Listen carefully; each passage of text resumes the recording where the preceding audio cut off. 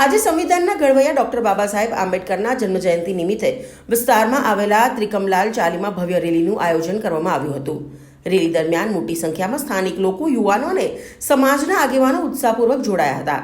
કાર્યક્રમમાં બાબા સાહેબના વિચારો, સમાનતા, શિક્ષણ અને સામાજિક ન્યાયના સંદેશને ઉજાગર કરવામાં આવ્યો હતો।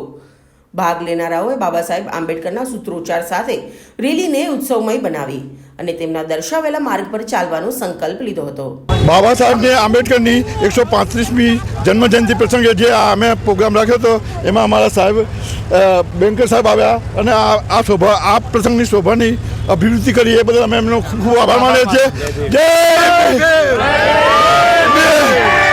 વિશ્વ વિભૂતિ મહારત્ન ડૉક્ટર બાબા સાહેબ આંબેડકરની 135 જન્મજયંતિ નિમિત્તે આપ સૌને હું દિલથી હાર્દિક શુભકામના પાઠવું છું। પાલડી વોર્ડમાં આવેલ વિકાસગૃહ રોડ ઉપર ત્રિકમલાલની ચાલીના રહીશો દ્વારા આજે જે જન્મ જયંતિ નિમિત્તે જે પ્રોગ્રામ કરવામાં આવ્યો છે તે પ્રોગ્રામમાં મેં હાજરી આપી છે।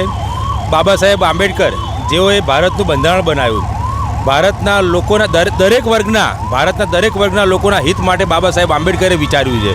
બાબા સાહેબ આંબેડકર ન માત્ર દલિત સમાજના આગેવાન હતા, તે સમગ્ર ભારતના ઘડવૈયા હતા, બંધારણના ઘડવૈયા હતા। બાબા સાહેબે જે સૂત્ર દલિતો માટે આપેલું છે, શિક્ષિત બનો, સંગઠિત બનો, સંઘર્ષ કરો, આજે અમારો સમાજ તે બાજુ જઈ રહ્યો છે અને એ બાબતનો અમને ગર્વ છે।